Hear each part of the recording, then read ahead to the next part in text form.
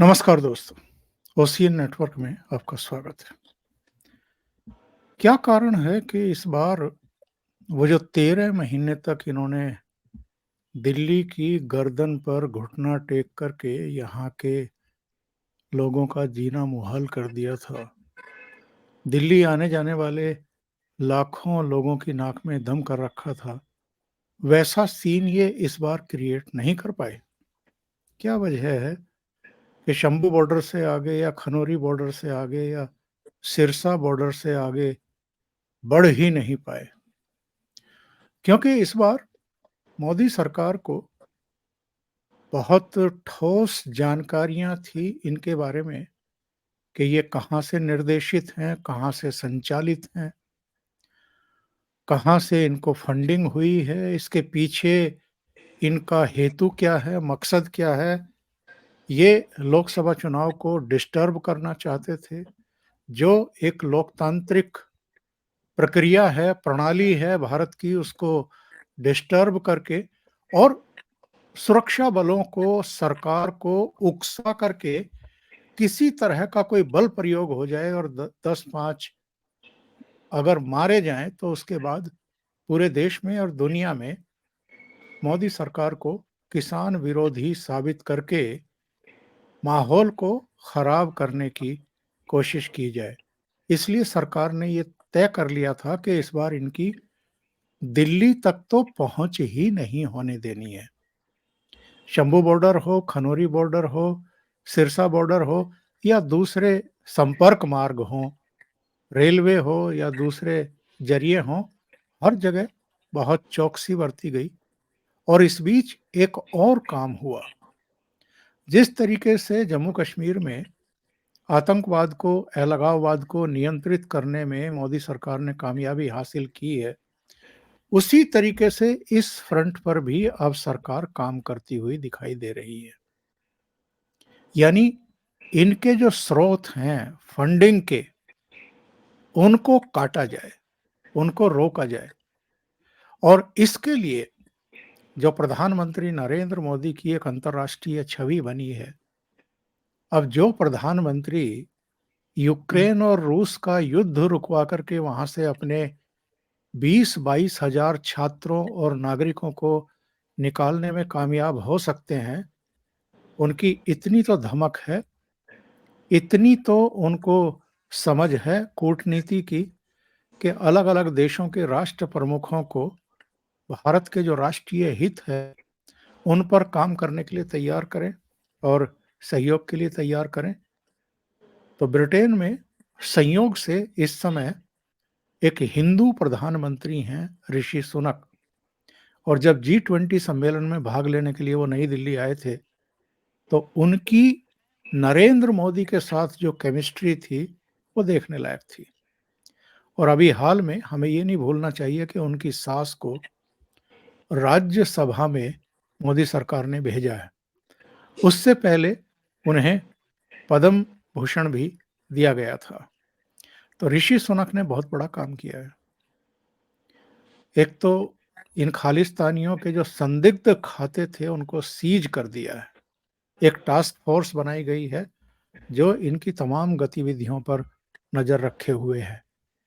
और George Soros जो London से भी ऑपरेट करता है, जो कनाडा से भी ऑपरेट करता है, जो अमेरिका का मूल निवासी है इस समय, मूल निवासी तो वो कहीं और था, और का था, पर इस समय तो दशकों से वो अमेरिका में ही बसा हुआ है, वहां से ऑपरेट करता है।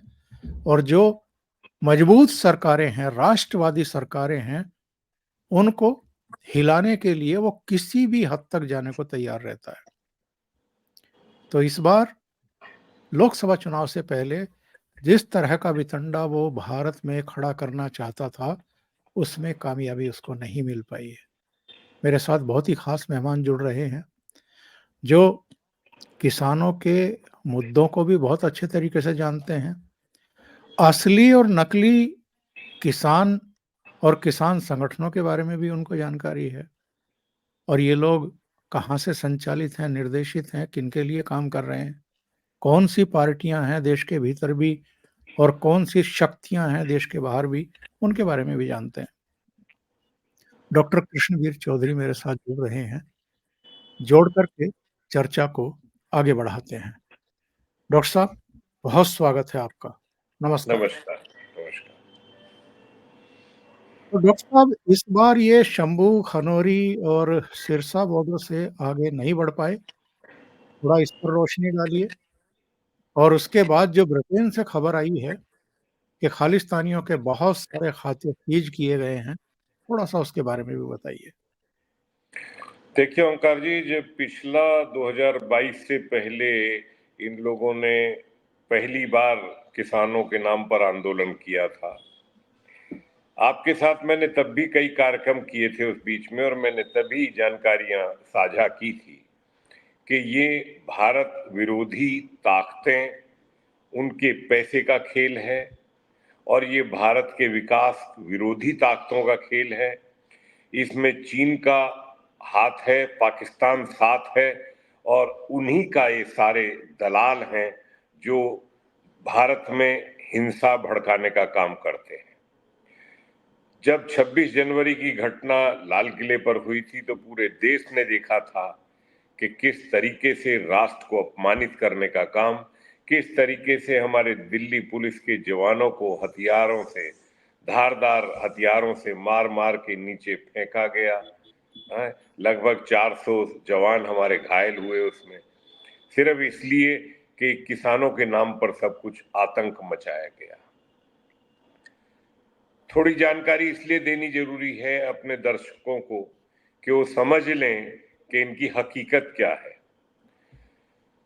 देखिए, राष्ट्र बड़ा होता है, हर देश के नागरिक, जितने भी हमारे नागरिक हैं, हम लोग हैं इस देश के नागरिक, हमारे लिए राष्ट्र सर्वोपरि है। लेकिन जब अंतर्राष्ट्रीय स्तर की कुछ ताकतें हैं, वो भारत की शक्ति को बढ़ते नहीं देखना चाहते। आज भारत विश्व की 5वीं अर्थव्यवस्था है और आने वाले समय में 5 सालों के अंदर तीसरी अर्थव्यवस्था हो जाएगी। जिस तरह से विकास पर राष्ट्र चल रहा है, इसमें कोई दो राय नहीं है। तो कौन बर्दाश्त करेगा भारत जैसे विकासशील देश को विकसित देश होने जा रहा हो और एक दुनिया के राजनीतिक पटल पर इतना शक्तिमान भारत का प्रधानमंत्री, इतना ग्लोबल पॉलिटिकल सिस्टम को अपने साथ जोड़ के चलने वाला लीडरशिप इस देश ने जो आज दिया है, वो राष्ट्र को सुरक्षा देने में पूरी तरह सक्षम है, इसमें कोई दो राय नहीं है। मैंने तब भी कहा था कि हमारे राष्ट्र की सुरक्षा एजेंसियों को सतर्क हो जाना चाहिए। और जो इनका सारा फंडिंग का खेल था, आखिर किसान आंदोलन ऐसे नहीं होते ओमकार जी, आंदोलन होते हैं, पहले भी हुए हैं, लेकिन इस तरह से शराब, खाना, ड्राई क्लीन, मसाज पार्लर, ये सब क्या है भाई? बड़ी बड़ी गाड़ियां, रेंज रोवर, मर्सिडीज, बीएमडब्ल्यू, ट्रैक्टरों को टैंक की तरह कैसे कन्वर्ट करके इस बार कितने समय से तैयारी कर रहे थे, बुलेट प्रूफ और फायर प्रूफ बना के आए थे, बुलेट प्रूफ जैकेट और आप ड्रोन को गिराने के सारे टेक्निक, और जो अगर कहीं हम हुड़दंग करेंगे और आंसू गैस का गोला होगा तो उसको भी न्यूट्रलाइज करने की टेक्नोलॉजी लेके आए थे। इनका उद्देश्य जो है वो किसान नहीं है, कहीं भी किसान इनका उद्देश्य नहीं है। कैसे मान ले हम, जिस पंजाब का एक एक दाना धान का और गेहूं का, जो वहां सबसे बड़ी फसल है, वो एमएसपी पर खरीद हो रही है, हरियाणा में खरीद हो रही है, उनको तो कोई शिकायत हो ही नहीं सकती। शिकायत होनी चाहिए उस देश की, भारत के उन प्रदेशों के गरीब किसानों को जिनका एमएसपी पे खरीदी नहीं हो पाती है। और इसीलिए 6% किसानों की जब हम बात करते हैं, उसका लाभ 6% किसानों को मिलता है, जिसमें पंजाब नंबर 1 पर है। और पिछले समय तक तो धान जितना पैदा नहीं होता, उससे ज्यादा एफसीआई को ये सप्लाई की जा रही थी। ये कहां से आ रहा था? ये बिहार से, तराई उत्तर प्रदेश के एरिया से इस तरीके से खरीद खरीद के ये बड़े बड़े कमीशन एजेंट्स जो अपने को किसान कहते हैं, ये आपूर्ति कर रहे थे। तो इनके जो सारा खेल है वो सब वहां से शुरू होता है। दूसरी तरफ जॉर्ज सोरोस जो है, वो तो खुले शब्दों में कह चुका कि मुझे भारत की सरकार को अस्थिर करना है और मुझे सरकार बदलने के लिए मैं किसी भी सीमा तक, और उसने कहा था कि $600 बिलियन तक मैं खर्च करने को तैयार हूं। और उसके बाद हिंदुस्तान के ये कुछ देश के ऐसे लोग एक मीटिंग करते हैं जिसमें पॉलिटिकल पार्टी के लोग भी हैं, मीडिया के लोग भी हैं, कुछ एनजीओ के लोग भी हैं, और वो सब मीटिंग करते हैं कि क्या प्लानिंग है, कैसे कैसे फंडिंग आएगा, क्या क्या करेंगे। वो पूरा टूल किट एक तैयार किया गया, और उस टूल किट का पार्ट, ये पार्ट 2 जो आंदोलन को कहा जा रहा है, ये उसी का पार्ट 2 है। क्योंकि कांग्रेस को पता है कि उसकी हैसियत क्या है आज इस देश के अंदर। पिछला आंदोलन कांग्रेस ने, जो कैप्टन अमरिंदर सिंह उस समय के मुख्यमंत्री थे, उन्होंने दिल्ली भेजा, और इस बार आप पार्टी के भगवंत मान मुख्यमंत्री हैं, उन्होंने पंजाब से इनको यहां भेजने के लिए काम किया। ये सच्चाई है, इसमें कोई दो राय नहीं है। और आप पार्टी के साथ साथ कांग्रेस को कहीं मौका नहीं मिल रहा था। आप देखिए, बयान याद करिए कि हमने तो पिच तैयार किया था, कांग्रेस बैटिंग नहीं कर पाई। ये योगेंद्र यादव का बयान है, किसी और का बयान नहीं है। तो ये पिच तैयार करने का काम जो भारत के टुकड़े टुकड़े होंगे वाला गैंग जो है, ये करने में लगा रहता है। और कांग्रेस और आप पार्टी इनके साथ खड़े होकर ये सब क्या करना चाहते हैं, ये शर्मनाक बात है। ये अच्छा नहीं है, ये राष्ट्र के हित में नहीं है, लोकतंत्र के हित में नहीं है। देखिए, लोकतंत्र में पक्ष और विपक्ष दोनों का बराबर दायित्व होता है, बराबर जिम्मेदारी होती है।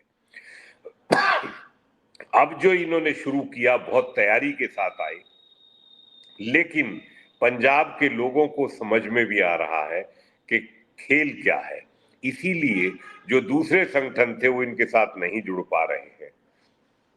अब ये जो लोग हैं, डल्लेवाल हैं या पंधेर है, ये दोनों लोग उसी खेल में जो लगे और आगे बढ़ने का इन्होंने पूरा कोशिश की, लेकिन सरकार ने, हमारे सुरक्षा बलों ने उनको वहीं समझाकर, शांतिपूर्ण तरीके से समझाने का प्रयास करते हुए उनको वहीं रोकने के लिए कामयाबी रखी है। क्योंकि दिल्ली क्यों आना चाहते हैं, बड़ा सवाल ये है कि दिल्ली क्यों आना चाहते हैं। सरकार से बात करने के लिए? तो सरकार के तो 3-3 मंत्री इनसे बात करने के लिए उल्टा चंडीगढ़ पहुंच गए, आपसे बराबर बात कर रहे हैं, और उन्होंने जो जो मांग आप रखी उसमें एमएसपी की बात की, तो आपको बताया गया कि इसमें कपास को, हम दलहन में उड़द को, मसूर को और मूंग को, इन 3 दालों को जोड़ देते हैं, और इसके अलावा मक्का को भी हम कर देते हैं। क्रॉप डाइवर्सिफिकेशन में आप आइए, और इन 5 फसलों में पंजाब को और आगे आएंगे तो पानी बचेगा।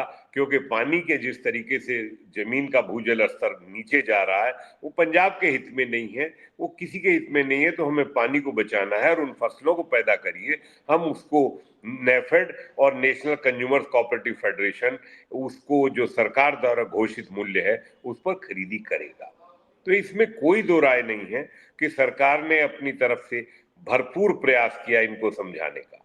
अब ये इनकी मर्जी जो है वो देश देख रहा है। इन परिस्थितियों में प्रधानमंत्री जी ने अंतर्राष्ट्रीय स्तर पर अपने रिश्तों को स्पष्ट किया कि भारत विरोधी जो हमारे हाई कमिश्नर्स पर हमला किया जा रहा है, लंदन में हमला किया जा रहा है, कनाडा में हमला किया जा रहा है, यूएस की कुछ जगह हमला किया जा रहा है, इस सब के लिए जब बात की गई, तो अभी वहां लंदन के प्राइम मिनिस्टर ने, इंग्लैंड के जो प्राइम मिनिस्टर है ऋषि सुनक, उन्होंने एक टास्क फोर्स बनाई, और उस टास्क फोर्स को एक काम दिया गया कि जो ये खालिस्तान का जो ग्रुप है, इसकी फंडिंग कहां है, कैसे होती है, इनके बैंक अकाउंट्स को देखा जाए, जिसमें लगभग 5,000 बैंक अकाउंट्स जो है सर्विलांस पर उन्होंने लिए।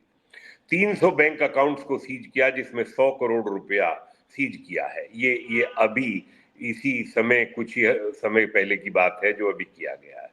और ये पैसा जो है, इसमें हमारे पड़ोसियों का सबसे बड़ा हाथ है। चीन का पैसा तो चीन का है, लेकिन ये जो खालिस्तान के नाम पर ये जो नौजवान भटकाए जा रहे हैं, ये कुछ भटके हुए लोग हैं पैसे के लिए, ये पाकिस्तान की आईएसआई की एजेंसी जो है उनके हाथ का खिलौना बने हुए हैं।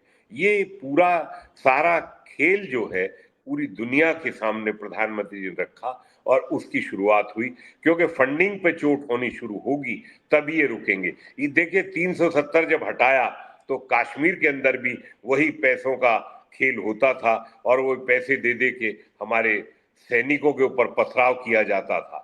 और जब पैसे की रुक गई, हुआ क्या था कि जो करेंसी बैन की थी प्रधानमंत्री जी ने, वो इसीलिए की थी कि नकली करेंसी की भरमार थी। और जैसे उसको बैन किया, पाकिस्तान उसमें फिर जो है तमाशा हो गया और वो पैसा उनको जो है नहीं मिलना शुरू हुआ, बंद हो गया, तो पथराव बंद हो गया। आज धारा 370 हट गई, आपके पूरा देश देख रहा है, सबके लिए खुला है, नौजवानों को आगे बढ़ने का मौका दिया जा रहा है। तो ये स्थिति है और राष्ट्र को समझना होगा कि इनका उद्देश्य सिर्फ और सिर्फ 2024 के लोकसभा चुनाव को डिस्टर्ब करना इनका एकमात्र ध्येय है, और जिसमें इस देश की कम्युनिस्ट पार्टियों का योगदान पूरी तरीके से साथ देने में रहता है। ये सब जो है ये इनकी हकीकत है। ओंकार जी। डॉक्टर साहब, ये तो बिल्कुल स्पष्ट है। जो जी 13 महीने का आंदोलन चला था दिल्ली में जी उसमें भी जिस तरह की यहाँ पर इन लोगों को सुख सुविधाएं दी गई थी, जी नए-नए विदेशी टेंट, इसके अलावा रजाई से लेकर के कंबल तक, ड्राई फ्रूट्स, दारू बेहिसाब, इसके अलावा भी पैसा भी बँटा था, दूसरी तमाम सुविधाएँ उपलब्ध कराई गई थी, मसाज के लिए भी मशीनें इन लोगों को दे दी गई थी। तो बहुत स्पष्ट था कि इसके पीछे हैं कौन, और ये भी स्पष्ट था कि इनका मकसद एक्चुअल में क्या है। लेकिन ना तो तब इनकी साजिश सफल हो पाई, जो ये करना चाहते थे। लास्ट के दिनों में जिस तरीके से उसको एक हिंसक दिशा में मोड़ने की कोशिश की गई। यहाँ कुंडली बॉर्डर पर एक 35 साल के पंजाब के ही युवक को जिस तरीके से अंग भंग करके, हत्या करके बैरिकेड पर टांग दिया गया था। लाल किले पर जिस तरीके से गणतंत्र दिवस के दिन चढ़ाई कर दी थी और वहाँ एक धार्मिक फ्लैग इन्होंने जो है लहरा दिया था। तो साजिश तो इनकी बहुत बड़ी थी कि जी अव्यवस्था फैलाओ, हिंसा फैलाओ, जी गोली कांड करवाओ और फिर पूरी दुनिया में भारत को बदनाम कराओ। तो वो तो मोदी जी ने उस समय, ठीक है भाई, अगर आप लोगों की समझ में नहीं आ रहा है तो हम तीनों कृषि कानून वापस लेते हैं, और उस समय सुप्रीम कोर्ट का भी जो रवैया था वो हमारे सबके सामने था। जी उन्होंने भी एक तरीके से सरकार को चौड़े में छोड़ दिया था, तो उन्होंने वो वापस लिए और इनको वापस भेज दिए।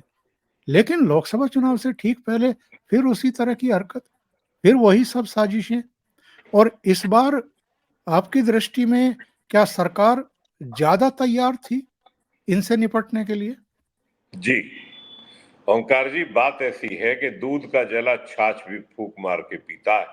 तो सरकार समझ गई थी और सरकार के खुफिया तंत्र को ये सूचनाएं हो गई थी कि पंजाब सरकार जो है इस तरफ ध्यान नहीं दे रही, इंटेलिजेंस, और ये सब राष्ट्र विरोधी ताकतें संगठित होकर और ये हिंसा भड़काने की साजिश में ये करने के लिए तैयारी करके चल रहे हैं। तभी सरकार को पता होगा, सरकार ने इसीलिए अपनी पूरी तैयारी, सारे सुरक्षा व्यवस्थाएं चाक चौबंद कर ली थी। और अभी आप एक बात देखिए कि ये जो अभी एक निर्णय सरकार ने जो लिया कि जो जो लोग आइडेंटिफाई किए जाएंगे, लीडरशिप कौन कौन है, नेता कौन कौन है जो हिंसा भड़काने के लिए और ये सब खुर्द-बुर्द करने के लिए राष्ट्र विरोधी खेल के ये सब काम कर रहे हैं, उनके पासपोर्ट रद्द करने का निर्णय, उनके वीजा कैंसिल करने का निर्णय जो सरकार ने लिया, उसमें इन लोगों को झटका लगा। और उसमें कुछ युवा जो कनाडा से और यूएस से और इंग्लैंड से ऑपरेट करने के लिए यहाँ आ रहे थे और ये सब करवा रहे थे, उनको लगा कि अब वापस कैसे होंगे और यहाँ पहचान होगी तो जेल में सड़ सड़ के जो है मरना पड़ेगा। ऐसी हालात जो है उन्होंने पैदा किए। आप ओंकार जी ये देखिए कि मांग करना सबका अधिकार है, मांग करना, आंदोलन करना, शांतिपूर्ण तरीके से बैठ के बात करने में कोई बुराई नहीं है, लेकिन इनका उद्देश्य जो है शांति नहीं है, इनका उद्देश्य किसान नहीं है, इनका उद्देश्य आंदोलन नहीं है, इनका उद्देश्य राष्ट्र में, दिल्ली में, हरियाणा में, पंजाब में हिंसा फैलाना है। आपको याद होगा कि जब प्रधानमंत्री जी ने जिस दिन वो कानून वापस लिए थे, उन्होंने कहा था कि मैं अपने कुछ किसानों के छोटे से वर्ग को समझाने में कामयाब नहीं हो पाया, अन्यथा कानून तो किसानों को भलाई के लिए बनाए गए थे। इन कानूनों को मैं राष्ट्र हित में वापस ले रहा हूं। कानून तो किसानों के हित में थे, लेकिन राष्ट्र बड़ा होता है, राष्ट्र हित में मैं वापस ले रहा हूं, क्योंकि उस समय सरकार को ये पता लग गया था कि ये सारा खेल आईएसआई की एजेंसी और चीन का पैसा और जॉर्ज सोरोस का पैसा लगा हुआ है और ये गुमराह हो गए हैं और इन्होंने दिल्ली के अंदर जो है हालात ऐसे पैदा कर दिए हैं, तो इनको वापस भेजना ठीक है। पंजाब बॉर्डर का स्टेट है, वहां शांति बनाए रखना सरकार का सबसे पहला दायित्व है, क्योंकि यदि हम पंजाब का पुराना इतिहास देखें तो वो बहुत दुख से भरा रहा है, वहां बहुत हालात खराब रहे थे। ऐसी ही परिस्थितियां दोबारा ना हो, इसलिए प्रधानमंत्री जी ने राष्ट्र हित में कानून वापस लिए थे। वरना आप एक बात बताइए, अरे बाजार में ही तो किसानों को नहीं खड़ा होने दिया आज तक, मंडी के लोगों की, दलालों की मोनोपोली ने तो किसानों को लूटा है आज तक। अगर उस सरकार में बाजार खोलने की मांग चौधरी महेंद्र सिंह टिकैत करते रहे थे 25 साल पहले भी, और आज इस सरकार ने खोल दिया था बाजार, तो अपराध क्या था?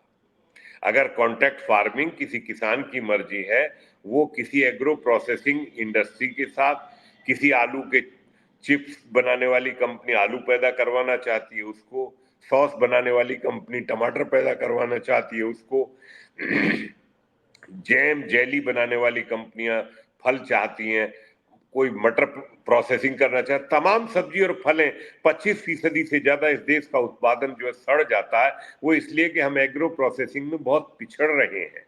एशिया के छोटे छोटे देश बहुत 90%, 92-95% तक प्रोसेसिंग करते हैं। तो वो कानून किसानों के भले में थे, लेकिन इनको वो बर्दाश्त नहीं हो रहा था। इनका एजेंडा जो था वो उस समय 2022 में जो चुनाव था 5 प्रदेशों में, वो इनका एजेंडा था खुर्द-बुर्द करने का, और ये सरकार के विरोध में पूरी साजिश में स्विस कॉटेज में रात को शराब पी पी के और योजनाएं बनाते थे कि कल हिंसा कैसे होगी, कैसे बलात्कार किए गए उस बॉर्डर पर दिल्ली के अंदर, कैसे पेट्रोल छिड़क के जिंदा जला दिया गया, कैसे आपने घटना बताई थी कि युवा को अंग भंग करके किस तरीके से उल्टा टांग दिया गया। क्या ये आंदोलन होते हैं? क्या ये किसानों के तौर तरीके हैं इस देश के अंदर? नहीं, कभी नहीं हो सकता ऐसा। किसान हिंसा नहीं करता। किसानों ने तो हिंसा, जब मुल्तई में, मध्य प्रदेश में मुल्तई में किसान अपने जमीन और अपने उस आंदोलन पर थे, 27 किसानों को कांग्रेस की सरकार ने जिंदा भून दिया था, तब भी किसानों ने हिंसा नहीं की थी, तब भी वो सड़क पर आए थे बस अपनी जमीन की मांग करने के लिए। तो ये हालात है, और इन्होंने ये दुर्गति इस देश के खिलाफ साजिश रच रहे हैं ये लोग। ये ऐसी ताकतों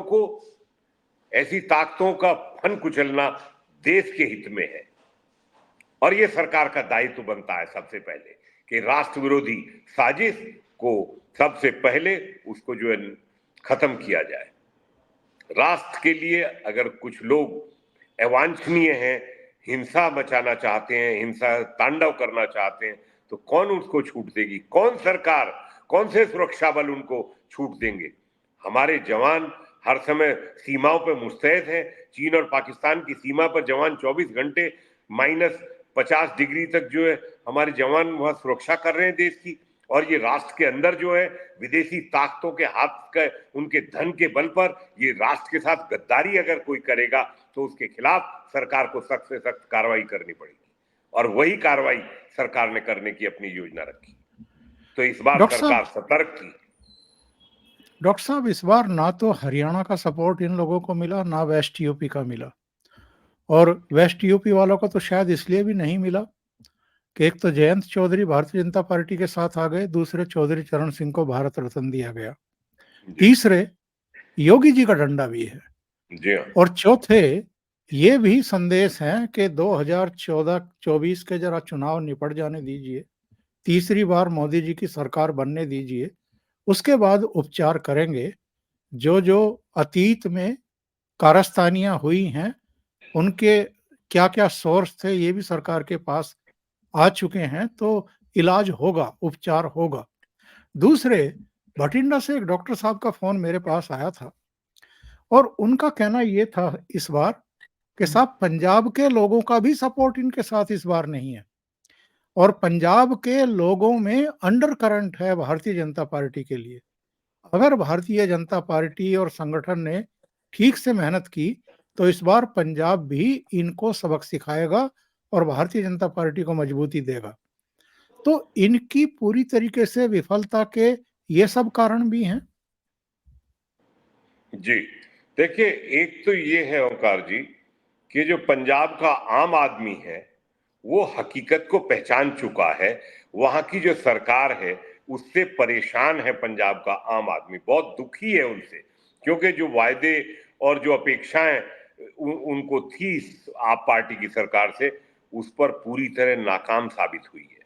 वहां के लोग आज समझते हैं और वो जिक्र नहीं करते। बात खुल के बात, हमारे साथ तो सब बात होती रहती है लोगों की, और वो ये कहते हैं कि ये तो बहुत ही यार धोखा हुआ हमारे साथ। तो जब आदमी ये सोच ले कि हमारे साथ बहुत धोखा हुआ है, तो और क्या होगा उससे ज्यादा बड़ा। और जो भारतीय जनता पार्टी का प्रदेश अध्यक्ष बनाया सुनील जाखड़ को, वो भी उन चीजों को सबको समझते हैं, पंजाब की स्थिति को। तो उनको बहुत सोच समझकर चुनाव में आगे बढ़ना होगा। उनकी जिम्मेदारी बनती है सुनील की। तो उनको, वो जानते हैं पूरी, हर पंजाब के हर जिले के ज्यादातर लोगों से वो परिचित हैं, और वो इनकी स्थिति को समझते हैं, इनकी हकीकत को जानते हैं। मैं उम्मीद करता हूं कि वो उस बात को ध्यान में रखते हुए और चुनाव में मजबूती के साथ अपना पक्ष लेके आगे चलेंगे। इसमें कोई दो राय नहीं है। जब उत्तर प्रदेश की हम बात करते हैं, आप देखिए, इस देश में 5 करोड़ गन्ना उत्पादक किसान हैं। केंद्र सरकार ने अपने एफआरपी में अभी 25 रुपए कुंटल का इजाफा किया। इसलिए किया कि भाई किसानों को गन्ना अगर बोना है तो अभी फसल बुआई से पहले ही हम कर दें। पेडी होगी तो वो किसान अपनी मर्जी से आगे लाएगा। और अभी आपने जो कहा, पश्चिमी उत्तर प्रदेश का जो जिक्र किया, सरकार के पास सारी सूचनाएं हैं, सारे सोर्सेज पैसे की क्या हैं उसकी जांच हो चुकी है, और सरकार की नजर में सब कुछ है। लेकिन सरकार ने फिर भी ये सोचते हुए कि शांति बनाए रखें, यदि कोई हरकत करने का प्रयास करेगा तो योगी जी का जो डंडा है, आपने सही कहा, वो इतना मजबूत है कि 20-20, 30-30 साल के जो बड़े बड़े माफिया, जो अपने अपने क्षेत्रों के इतने बड़े माफिया थे कि जहां का सरकार और जहां का प्रशासन उनके सामने नहीं बोलता था, उनको सबक सिखा दिया। ये उत्तर प्रदेश के मुख्यमंत्री योगी आदित्यनाथ का प्रशासन है, उनका डंडा है। तो आम आदमी को अगर राष्ट्र के और प्रदेश के खिलाफ कोई काम करने की कोशिश करेगा तो सरकार मजबूती के साथ कदम उठाएगी। आखिर सरकार का दायित्व बनता है देश के अंदर और प्रदेश के अंदर शांति व्यवस्था कायम रखने के लिए। मांग करने का मतलब ये नहीं है कि आप आग लगाएंगे, तोड़फोड़ करेंगे। अगर आप आग लगाएंगे और तोड़फोड़ करेंगे तो योगी जी ने ऐसा इंतजाम किया कि बुलडोजर भी है और वसूली भी है आपसे। आप अगर चाहे प्राइवेट आदमी का हो या सरकार का हो, अगर आपने 1 रुपए का नुकसान किया तो आपसे वसूली की जाएगी, आपकी संपत्ति से वसूली की जाएगी। तो समझना होगा, सबको समझना होगा कि आप समझदार बनिए, अपनी चीजों को समझिए, और सरकार आपके लिए है, देश के विकास के लिए है। इन राष्ट्र विरोधी ताकतों को सबक सिखाने के लिए देश के प्रत्येक नागरिक को सरकार के साथ खड़े होना का दायित्व बनता है, हमारा और आपका भी है। लेकिन साथ साथ तमाम राष्ट्रभक्त और राष्ट्र के हर नागरिक का यह फर्ज बनता है कि वो देश विरोधी ताकतों को मुंह तोड़ सबक सिखाया। अगर हमारे या किसी के जानकारी में ये होता है कि ये साजिश देश के खिलाफ हमारा रची जा रही है, तो उनके खिलाफ कार्रवाई करने के लिए सरकार को सूचनाएं भी देनी जरूरी है। प्रधानमंत्री नरेंद्र मोदी ऑलरेडी घोषणा कर चुके हैं कि जब उनका तीसरा कार्यकाल शुरू होगा तो वो बहुत बड़े और कड़े फैसले लेने वाले हैं। और डॉक्टर साहब, आप जुड़े, बहुत बहुत धन्यवाद, इतना समय निकाला।